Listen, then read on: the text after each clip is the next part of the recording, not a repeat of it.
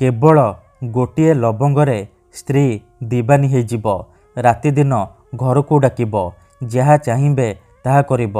हाँ फ्रेंड्स, जदि आपण केउ झियो बा विवाहिता स्त्री को मने मने भल पाउचंती किंतु जेते चेष्टा कले मध्य ताकू पटेई पारुनांती, ताकू निजर मन कथा कहिबाकू डरुचंती, आउ आपण चाहुचंती कि से झियो बा विवाहिता स्त्री निजे आसी आपण को भल पाउची बोली कहू, तेबे आजिर एही भिडियोटी आपणकर इच्छा को पूरण करिब।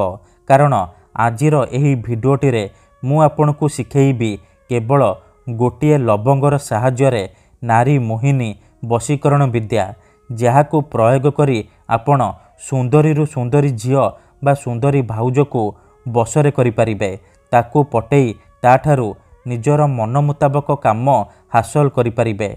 जेउ झियो आपण को भाव देउनथिला, आपण को अणदेखा करुथिला, से झियो निजे आसी आपणक सहित कथा हब, आपण को भल पाउची बोली कहिब।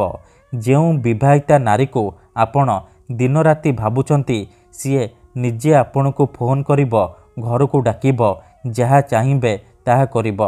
नमस्कार फ्रेंड्स, ओडिया फंडा चैनल को आपण मानकु स्वागत।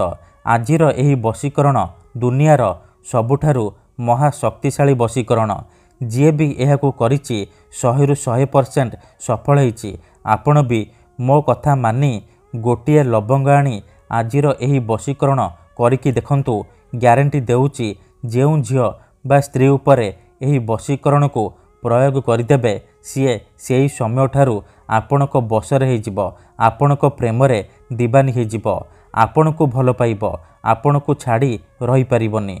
लवंगर एही वशीकरण को पूर्वरु प्रयोग करिके देखा जाइछि। एहार प्रयोगरे हजार हजार लोक माने लाभवान होइचंती। निज पसंदर सुंदरी झियो बा विवाहिता स्त्री को मुहूर्तक भितरे पटेई पारिछंती, आउ ताठारू निजर मन मुताबक काम हासिल करि पारिछंती। जदि केउ झियो आपण को धोखा देइछि, आपण को छाड़ी पळेइछि, आपणक नंबर ब्लॉक करि देइछि, अन्य काहा सहित कथा हेउछि, अन्य काहा को भल पाउछि, तेबे मात्र थरे गोटे लवंग आनी आजिर एही वशीकरण करिकी देखंतु। ग्यारंटी देउछि से झियो जेते दूर थिले मध्य आपणक पाखकु आसीबा पई बाध्य हेब, आपणकर पाद तळे पड़िब, आपणको भल पाउछि बोली कहिब। ठीक अछि, तेबे एही वशीकरण आपण किपरि करिबे, केमिति करिबे, मु आपणको शिखेइबी। जानिबा पई भिडियोटी को पूरा देखिबे। अधारू छाड़िकी पळेइले आपण किछि भी बुझी परिबेनी। परे कमेंट करिबे, गुरुजी आपणकर वशीकरण काम करूनी।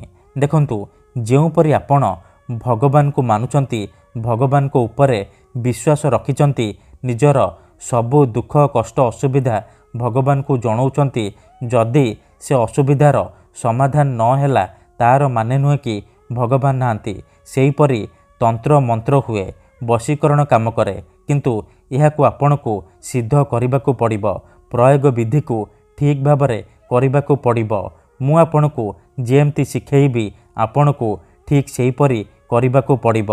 तेबे जाई मु आपणको ग्यारंटी देउछि आपण जहाकू चाहिए ताकू अति सहजरे निज बसरे करि परिबे, आउ ताठारू निजर मन मुताबक काम हासिल करि परिबे। एथिपाई आमर तंत्र शास्त्ररू मु आज आपणको पई एमिति एक सहज घरेई वशीकरण नहीं आसीछि।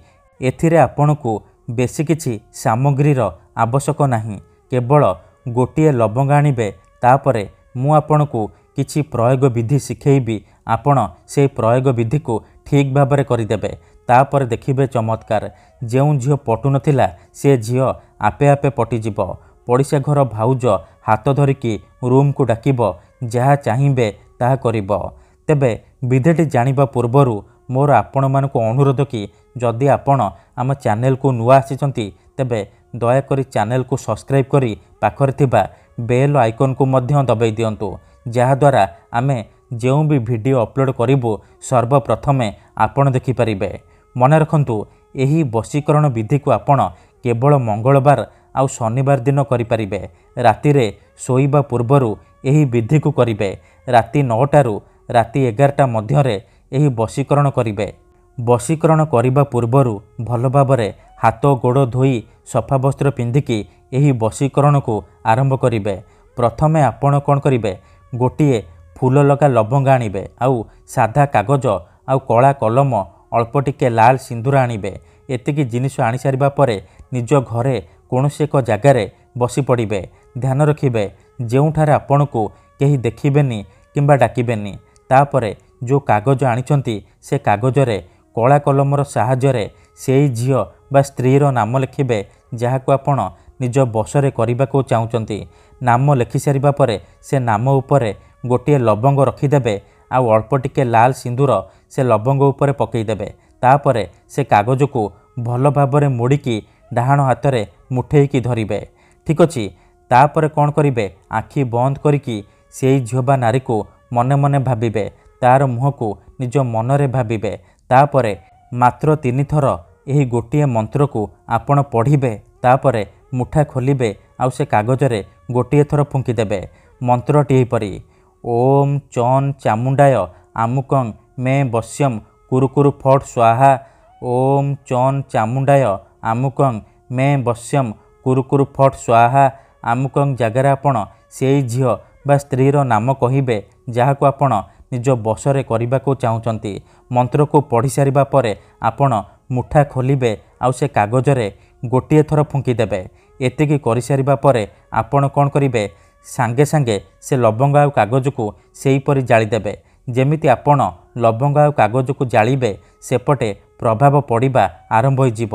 ସେ ଝିଅ ହେଉ ବା ବିବାହିତା ସ୍ତ୍ରୀ ଆପଣଙ୍କ ଆଡ଼କୁ ଆକର୍ଷିତ ହେବାକୁ ଲାଗିବ। ଧନ୍ୟବାଦ।